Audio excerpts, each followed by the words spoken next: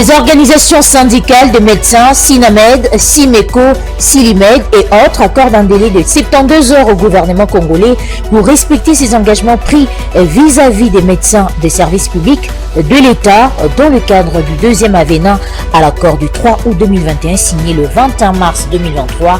C'était ce mardi lors d'une réunion d'évaluation tenue à Kinshasa. Les détails à suivre tout à l'heure. Les porte-paroles du gouvernement et le vice-ministre en charge de la sécurité ont tiré au clair toutes les préoccupations autour de la sécurité de 9e Jeu de la francophonie, ce, à quelques jours de ces travaux. C'était lors de la conférence des presses tenue dans la soirée du 24 juillet 2023 dans la capitale. Clôture ce mardi de l'atelier de formation sur le renforcement des capacités organisé à l'intention des experts comptables de DACO. Plusieurs recommandations ont été formulées à l'issue de ces assises. Une formation organisée en collaboration avec les conseils permanents de la comptabilité au Congo.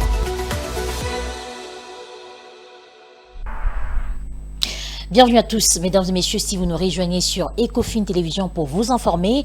Le salon diplomatique de l'aéroport international de Njili a été inauguré le dimanche 23 juillet 2023 par le vice-premier ministre en charge des Affaires étrangères Christophe Lutundula. Accompagné du ministre des Finances Nicolas Kazadi, le responsable de la diplomatie congolaise a rappelé que la réservation de cet espace de marque doit se faire au préalable 24 heures avant afin de permettre au protocole de s'organiser. Plus de détails dans ces commentaires de Claude Congo. Connu sous l'appellation du Salon présidentiel, ce patrimoine d'accueil a été cédé officiellement au ministère des Affaires étrangères et est devenu salon diplomatique confié à la direction du protocole d'État pour sa gestion depuis 2011. À son arrivée à la tête de la diplomatie congolaise, le vice-premier ministre en charge des Affaires étrangères et de la francophonie, Christophe Lutundula, avait pour mission de redorer l'image du pays et tout ce qui va avec, y compris l'aéroport de Njili qui est la porte d'entrée et de sortie pour les différentes personnalités. Les salons diplomatiques étant restés dans le viseur du VPM des Affaires étrangères, aujourd'hui cette infrastructure moderne est prête à être mise en œuvre pour rendre joli ces salons qui est appelé à recevoir les personnalités étrangères et du pays. Le salon est réservé en priorité aux diplomates, aux représentants des pays étrangers dans notre pays, aux diplomates au sens large du terme aussi, aux officiels étrangers, invités du chef de l'État. C'est réservé également aussi à ceux qui participent à l'action diplomatique. Ici, les personnalités admises auront chacune une carte d'accès. Et quand elles entrent ici, elles n'ont droit qu'à tout au plus 2 collaborateurs. Même ceux qui payent, la réservation du salon diplomatique doit se faire au moins 48 heures avant. Il faut réserver, entrer en contact avec les services du protocole d'État. Vous m'avez vu signer la note circulaire, elle sera affichée. Et nous nous adressons à tous les compatriotes qui ont des charges publiques. Ce n'est pas tout le monde qui vient au salon diplomatique. Ce n'est pas spécifique à la RDC. C'est comme ça que ça s'est fait dans d'autres pays et c'est comme ça que ça s'est fait selon les conventions internationales. Les limousines et un bus ont été mises à la disposition pour la locomotion des hôtes du pays. Autant les travaux techniques et structurels se font, autant sur les plans des infrastructures, il se poursuit. Le ministre de la Communication et Médias, Patrick Mouyaya, et le vice-premier ministre en charge de la sécurité intérieure, Peter Kazadi, accompagné du directeur national des Jeux de la francophonie, ont co-animé dans la soirée du 24 juillet une conférence de presse au cours de laquelle il a été question de tirer au clair toutes les préoccupations autour de la sécurité de 9e Jeux de la francophonie, toutes les précisions dans cet élément. À 4 jours de la tenue de cette 9e édition de ces Jeux, le mise au point stratégique continue de fuser. Cependant, parmi les grandes préoccupations des millions de Congolais désireux du succès de ces Jeux figure la garantie d'une sécurité totale, gage même de la réussite de cette grande rencontre réunissant le pays francophone. Dans le souci de répondre à cette préoccupation et surtout s'inscrivant dans leur logique de redevabilité, les autorités gouvernementales ont rassuré avoir mis toutes les batteries en marche. Il est prévu des batteries mixtes, l'armée et la police, pour justement débusquer tout ce qui pourrait monter des coups contre les bons déroulements des jeux tels qu'annoncés. Il y aura des fois des bouclages, il y aura des contrôles, des routines, et que tout le monde soit préparé et qu'on ne considère pas qu'il va s'agir des tracasseries, il s'agira des mesures de sécurité, notre sécurité à nous tous bien sûr, et surtout pour protéger tous ceux qui viendront assister à ces Jeux, les athlètes comme les spectateurs. Concernant la question de la réglementation de la circulation routière pendant cette cérémonie, les commissaires provinciaux en a ici donné le contour. Et on a pris l'initiative depuis dimanche et samedi plutôt d'inviter les partenaires qui concourent à la circulation routière, notamment la SECO, la CHACO et les OEA. Et on les a parlé de la nécessité de changer les comportements en respectant les codes de la route. Et ça a été. Rappelons que la cérémonie d'ouverture de ces Jeux est prévue pour ce 28 juillet au stade de Martyrs et l'accès est gratuit. Et au cours de cette même conférence de presse, le directeur du Comité national des Jeux, Isidore Kwanja, s'est axé dans son intervention sur les conditions d'hébergement des athlètes, mais également il a fait le point des délégations des pays membres devant participer à ces Jeux. On l'écoute. Les athlètes seront logés dans une résidence, dans des résidences universitaires clôturées. À l'intérieur, il y a une société privée qui assure la protection intelligente parce que nous avons acheté plusieurs matériels, notamment des caméras, pour contrôler l'accès dans la cité universitaire de l'Université de Kinshasa. Mais aussi à l'extérieur, il y a la patrouille de la police nationale et des différents autres services. Et si vous avez observé dans les différents services et dans les différents postes, notamment ici au Stade des Martyrs à l'Université de Kinshasa, il y a également la garde républicaine qui assure la sécurité. Donc, n'entre qui veut, non. Aujourd'hui, je vous annonce qu'il y a plusieurs délégations qui sont arrivées, les Français, les Marocains, les Libanais, plusieurs autres délégations sont arrivées presque l'essentiel des délégations parce que nous avons déjà ouvert officiellement le village des Jeux. L'essentiel d'athlètes sont déjà arrivés ici à Kinshasa. Je pense que le dernier à intégrer la cité universitaire, ça serait bien évidemment la délégation congolaise. Et je vous informe également que l'administratrice de l'OIF arrive demain. Et donc, nous sommes déjà dans les Jeux. Les derniers réglages sont faits. Dans le but d'assurer une bonne collaboration entre la direction provinciale de l'autorité de régulation de la sous-traitance dans le secteur privé des Lualaba et le gouvernement provincial, le directeur général Miguel Katem Kachal a échangé avec la ministre provinciale en charge des PME, Bijou Kabuita. À l'issue de cet échange, cette dernière a noté avec satisfaction plutôt l'accompagnement de l'ARSP vis-à-vis de leur démarche entreprise. Plus de détails dans ce commentaire. Assurer une bonne collaboration entre la direction provinciale de l'ARSP, Lualaba, et le gouvernement provincial et faire respecter la loi sur la sous-traitance, cette question de grande importance pour le Lualabé a été évoquée entre le directeur général de l'ARSP, Miguel Katem Kachal, et la ministre provinciale en charge de PME de la province du Lualaba, Bijou Kabuita. On a échangé sur beaucoup de points. Parce que ce qui est vrai, nous avons l'ARSP au niveau de la province du Lualaba. Parce que nous voulons bien qu'il y ait une collaboration entre l'ARSP et notre ministère de l'entrepreneuriat, PMA, émergence de la classe moyenne.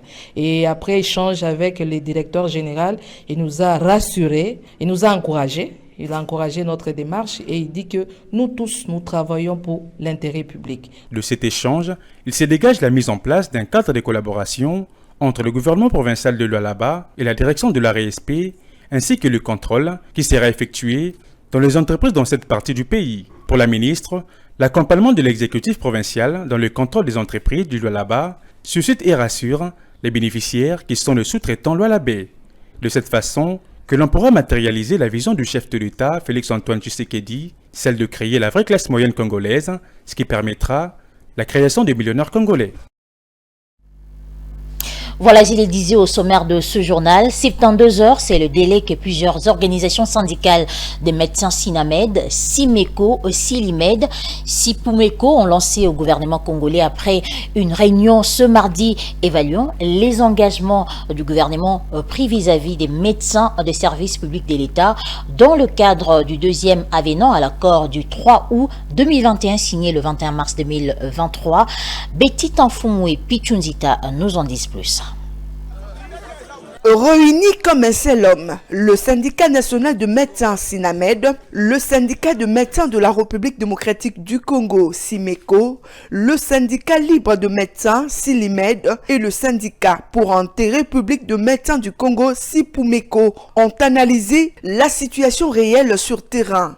Après information collectée, pas de preuve de ce que l'État congolais dit avoir fait. Les engagements d'ordre pécuniaire pris par le gouvernement de la République dans le cadre du deuxième avenant à l'accord du 3 août 2021, notamment l'alignement de 800 médecins par trimestre, la paie des indemnités de transport et de logement par palier à partir du deuxième trimestre 2023, la paie au grade statutaire ainsi que la mécanisation de 1000 médecins au troisième trimestre 2023 ne sont pas encore tenus en dépit des travaux intensifs organisés dans le cadre de la commission interministérielle. Des médecins qui attendent la paie complémentaire du deuxième trimestre 2023 et l'alignement effectif de 1600 médecins sélectionnés de façon anonyme. À tout ceci s'ajoute la dépréciation de la monnaie nationale qui pèse lourdement sur leur salaire.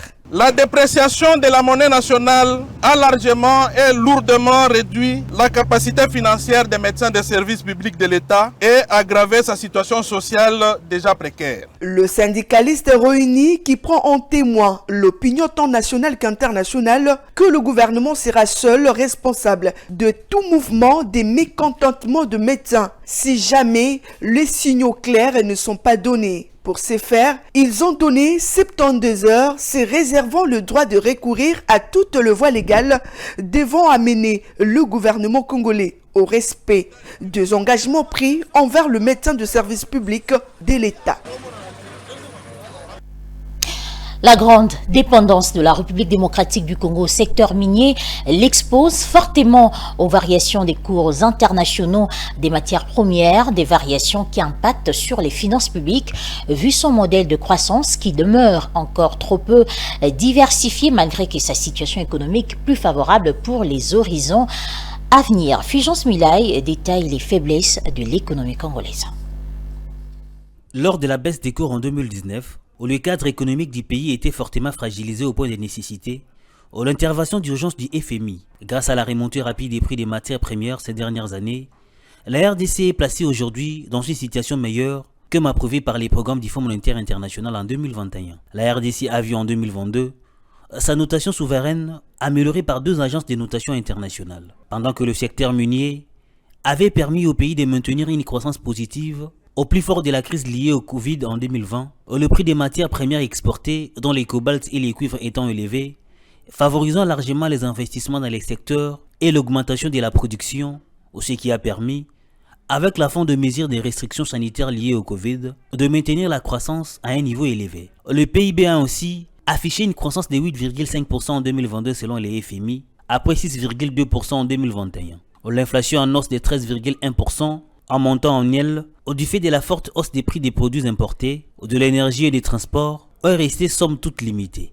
Les performances fiscales en 2022-2023 ont par ailleurs été meilleures que projetées. L'augmentation des dépenses liées à la situation sécuritaire et au remboursement d'arriérés internes a entraîné toutefois une détérioration du solde budgétaire global. La croissance est projetée à un niveau qui demeure élevé en 2023, soit 8%, et la position extérieure de la RDC sera renforcée et sur les courts termes. À savoir, les modèles de croissance de la République démocratique du Congo est encore trop peu diversifié et les efforts pour réduire la dépendance aux industries extractives sont pour l'heure limités. L'atelier de formation sur le renforcement des capacités organisé à l'intention des experts comptables évoluant au sein du cabinet DACO s'est clôturé ce mardi 25 juillet 2023. Plusieurs recommandations ont été formulées à l'issue de ces travaux de 5 jours organisés par cette société d'expertise comptable et des fiscalités en collaboration avec le Conseil permanent de la comptabilité au Congo. L'activité a eu lieu dans la salle de conférence de DACO. On écoute à cet effet un des formateurs. Nous sommes venus pour une action de renforcement des capacités, pour mieux armer nos confrères comptables, experts comptables, par rapport à leur métier, le métier des chiffres. Pendant les travaux, nous avons exposé sur le traitement comptable des immobilisations avec les cas spécifiques, comme les inspections majeures, comme la comptabilisation des immobilisations par composants et beaucoup de cas spécifiques. Nous avons également traité sur la comptabilisation du stock, sur les opérations de trésorerie et les charges liées aux activités ordinaires, mais également nous avons traité de la production des états financiers en fin d'exercice. Parce que chaque entreprise, au terme d'un exercice, l'OADA exige à ce que les entités puissent produire les 4 états financiers, que sont les bilans, les comptes de résultats, les tableaux de flux de trésorerie et les notes annexes. Et donc aujourd'hui, c'était pour citer, c'était la synthèse de toutes les matières qu'on avait. Comment produire des états financiers fiables qui puissent donner des informations financières qui permettent de prendre des décisions pertinentes aux dirigeants d'entreprise et au conseil d'administration. Au lendemain de la fermeture des bureaux de réception et des traitements de candidatures pour la députation nationale, place à présent à la période légale d'ajout, de retrait ou de substitution des dossiers des candidats qui s'effectuera dans un délai de 5 jours, soit du 24 juillet au 28 juillet. On écoute à ce propos tour à tour les candidats. Je ne suis pas venu pour faire les dépôts, mais je suis venu juste pour l'ajout. Dans notre regroupement, nous avons 2 sièges. Le premier dossier est déjà entré depuis le mercredi et la loi nous autorise, après le dépôt, on fait des ajouts et ça coïncide au moment que nous commençons les ajouts. C'est ça, nous sommes venus pour ça. J'étais ici le vendredi au bureau de la CENI pour ajouter un candidat qui manquait dans notre regroupement REPOP. Alors il s'est fait que la représentation ici, ils m'ont dit que non, pour les cas des ajouts des candidats dans vos documents, alors vous allez passer à partir de lundi et jusqu'au vendredi de la semaine prochaine. Et chose faite, et aujourd'hui c'est lundi et je suis là, et on m'a réussi et j'ai ajouté mon candidature dans notre regroupement. Je suis venu pour ajouter le deuxième candidat parce que moi, on n'a que 2 sièges.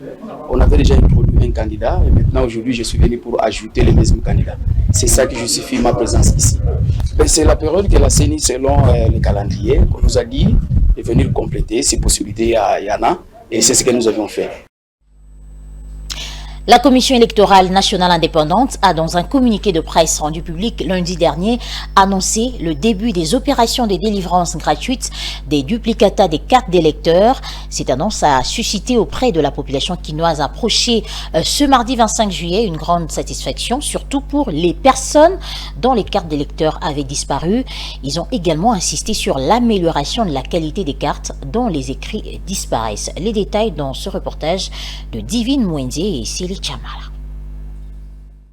L'opération de délivrance gratuite des duplicata, comme annoncé par la commission électorale, concerne aussi bien les électeurs qui ont perdu leur carte et ceux détenteurs des cartes d'électeurs dont les écrits s'effacent au fil du temps. Satisfaits de cette annonce, quelques Quinois se sont néanmoins plaints de la qualité dégradante des cartes d'électeurs récemment acquises lors du processus d'enrôlement et ont demandé à la CENI d'améliorer la qualité des cartes duplicata qui seront nouvellement imprimées en vue d'offrir une durabilité confortable à ce dernier.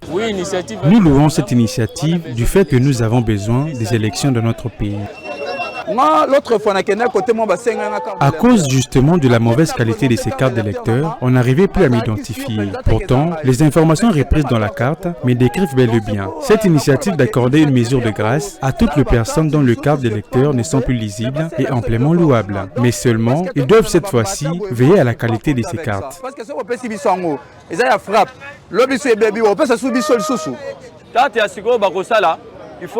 Il nous faut des cartes d'électeurs de qualité optimale. Ce sont elles qui font office de la carte d'identité, faute de l'avoir. Soulignons par ailleurs que, dans ce communiqué de presse, la Commission électorale nationale indépendante attire l'attention de la population congolaise sur l'existence des réseaux des producteurs de faux duplicata. Elle invite les autorités compétentes à démasquer ces acteurs et de le soumettre à la rigueur de la loi. Le nouveau commandant de la police de la ville-province de Kinshasa, Blaise Kilimbalimba, a pris des mesures drastiques à quelques jours de sa prise de fonction pour remettre de l'ordre dans le chef de la police routière dans la capitale congolaise. Des mesures saluées par les usagers de la route qui, selon eux, certains éléments de la police routière sont à la base de plusieurs embouteillages et ne visent que l'argent en créant des situations nuisibles à la circulation. Parmi les mesures prises par le nouveau commissaire provincial de la police, 2 ont retenu l'attention des Quinois, à savoir la suspension des bureaux 2 et l'interdiction aux policiers des circulations routières d'arrêter les conducteurs, sauf en cas d'accident. Quelques usagers de la route interrogés à ces sujets ont salué ces mesures qui vont leur permettre de bien travailler sans tracasserie et démontrent que cette décision reste pérenne. La mesure en soi n'est pas mauvaise. Elle nous permet en partie d'identifier les vrais agents de l'ordre. Cependant, elle pêche dans la mesure où elle interdit aux agents de la circulation routière de ne plus procéder aux interpellations contre les conducteurs, sauf en cas d'accident de circulation routière. Et qu'en est-il alors des mauvais stationnements à la base d'instances embouteillage? On doit justement encadrer ces mesures pour qu'ils n'observent pas un dossier aller. On n'avait pas connaissance, même par les biens d'un communiqué officiel, d'une quelconque tarification. Ces mesures doivent être encadrées afin d'éviter les dossiers aller qui pourraient s'observer à la suite de cette décision.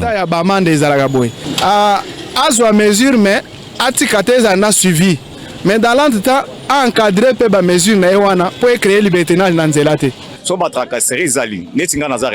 Cette mesure tombe à point nommé, car elle met en place des mécanismes qui permettent d'éviter les tracasseries routières. Mais seulement cette tâche, on doit l'attribuer à un autre service de sécurité, autre que la police nationale. D'accident, soit intervenir et pas la police, les ordres écossaises. Mais il faut intervention pour mettre en ordre. Signalons que le nouveau commandant de la police de la ville de Kinshasa, Blaise Kilimbalimba, a pris officiellement ses fonctions le lundi 17 juillet 2023. Cette nouvelle mise en place intervient plus de 3 mois après la signature des ordonnances portant nomination des nouveaux responsables de la police par le président de la République, Félix Antoine Tshisekedi. Et pour terminer, les habitants de Kassangoulou, localité de la province du Congo central, située dans la partie sud-ouest de la RDC, ont lancé ce mardi 25 juillet un cri d'alarme aux autorités compétentes, décriant au passage la précarité des conditions socio-économiques et l'instabilité de la situation sécuritaire. Des plus amples détails dans ce reportage de Jérès Loutete et Ruben Manata rendu par Philo Chiloba. Ici, nous sommes à Kassangoulou, dans l'un de ces quartiers populaires dénommés Sapin-Kurala, connu également sous le nom de Kingakati. Loin de la douceur du paysage naturel environnant, les habitants de ces 6 vivent dans des conditions peu honorables. Les causes aussi bien perceptibles sont décrites ici par quelques résidents. Presque un peu partout, pompe. Les sources d'eau qui nous approvisionnaient en eau potable dans notre contrée ont été tous infectées et de l'eau qui y coule par conséquent n'est plus potable. Nous obligeons ainsi à parcourir de longues distances pour nous procurer de l'eau potable. Pour éviter toute forme de contagion et surtout d'être exposés à plusieurs maladies, nous sommes contraints d'acheter des bouteilles d'eau plastique. Connaissant le coût, allez-y comprendre comment cela peut nous être coûteux. C'est la principale difficulté à laquelle nous nous heurtons ici.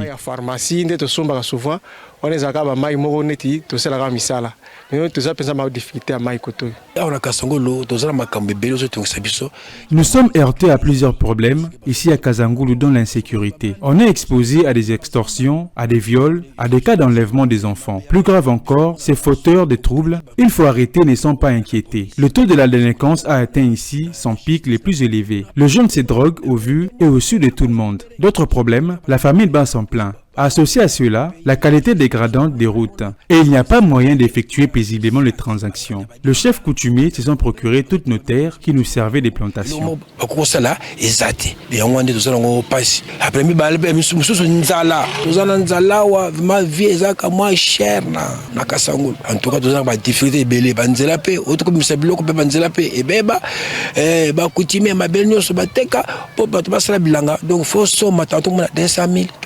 Dans l'attente d'une suite favorable de la part des autorités, les habitants ne jurent que sur l'amélioration de leurs conditions de vie et sur leur sécurité. Et voilà, place à présent à la revue de presse.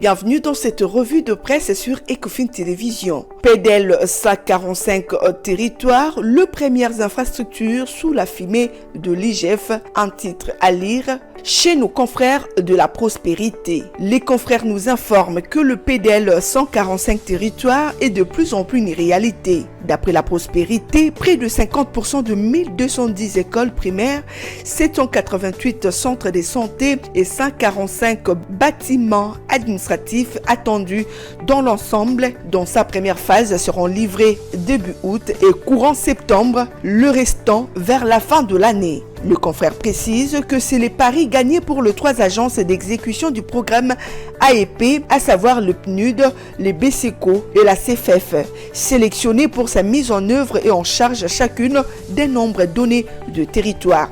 Il nous rafraîchit la mémoire en nous rappelant justement que le président de la République s'en est fait écho dans son message à la nation à l'occasion du 63e anniversaire de l'indépendance de la République démocratique du Congo en 1960. Le confrère note sur ces entrefaites ce qui rime avec la bonne gouvernance et la patrouille financière. L'IGF s'invite et annonce en grande pompe l'audit de ses plans en dépêchant ses équipes sur le terrain. Toutefois, martèle le journal, il y a à craindre que cette initiative, pour le moins unilatérale et qui semble déroger du cadre institutionnel de la mise en œuvre de ces plans, jette une fumée sur ces vastes chantiers à la lumière des alertes. On ne peut plus parfois fantaisiste dont certaines ONG se font championnes. L'ANAPI et l'ASMES signent un protocole d'accord pour le développement de relations économiques.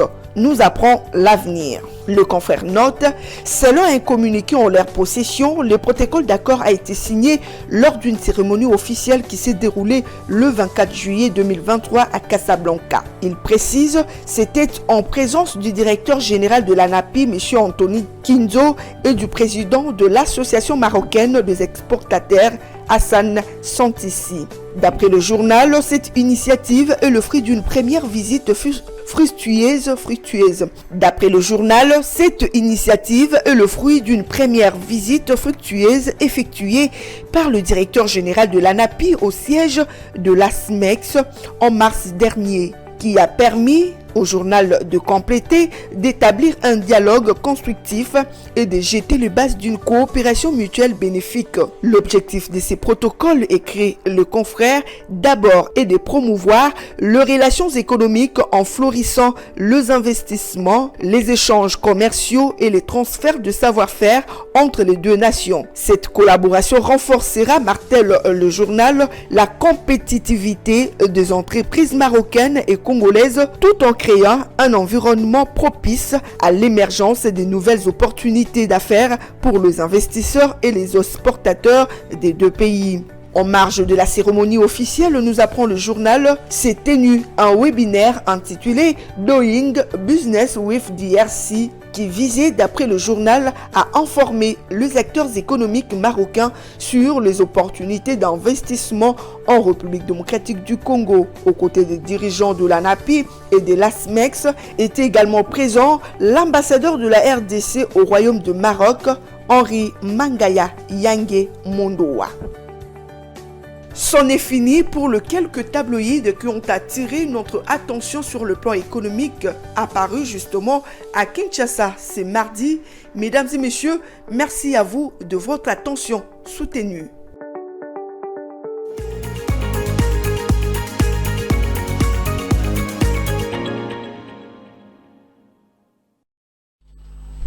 Si vous nous avez pris en cours de diffusion, mesdames et messieurs, je vous rappelle les principaux titres. Les organisations syndicales de médecins, SINAMED, SIMECO, SILIMED et autres accordent un délai de 72 heures au gouvernement congolais pour respecter ses engagements pris vis-à-vis des médecins des services publics de l'État dans le cadre du deuxième avenant à l'accord du 3 août 2021 signé le 21 mars 2023. C'était ce mardi lors d'une réunion d'évaluation tenue à Kinshasa. Et puis le porte-parole du gouvernement et les vice-ministres en charge de la sécurité ont tiré au clair toutes les préoccupations autour de la sécurité de 9e juillet de la francophonie, ce, à quelques jours de ces travaux. C'était lors de la conférence des presse tenue dans la soirée du 24 juillet 2023 à Kinshasa. Clôture ce mardi de l'atelier de formation sur le renforcement des capacités organisé à l'intention des experts comptables de DACO. Plusieurs recommandations ont été formulées à l'issue de ces assises. Une formation organisée en collaboration avec les conseils permanents de la comptabilité au Congo.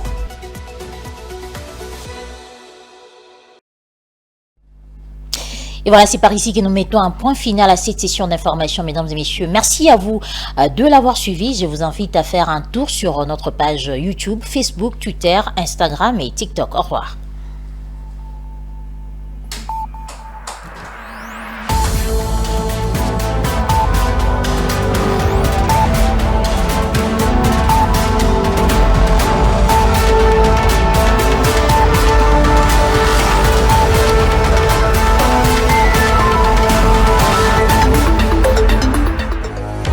Dans une sphère médiatique, essentiellement tournée vers des contenus généralistes, où l'originalité n'a plus sa place au chapitre, où le secteur de l'économie et finance, pourtant poumon d'un État, sombre dans les oubliettes, voici enfin Ecofin Télévision.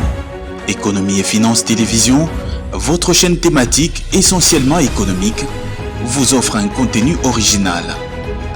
Nous traitons des questions monétaires, commerciales, énergétiques, minières, pétrolières et environnementales. Notre créneau, vous proposer des informations, des analyses, des perspectives et prévisions économiques. Ecofin Télévision vous permet également de comprendre la coopération entre les États et les institutions, sans oublier l'épineuse question de la dette. Ecofin Télévision, tout savoir sur les investissements, les échanges commerciaux, la balance commerciale et la balance des paiements, le taux d'échange, l'état des lieux de la lutte contre les détournements des finances publiques, la coopération bilatérale ou multilatérale. Ecofin Télévision vous explique comment l'économie nationale est directement liée à l'économie mondiale. Notre particularité fait notre originalité. C'est pourquoi nous disons Ecofin Télévision, mieux que savoir sur l'économie et finances, comprendre.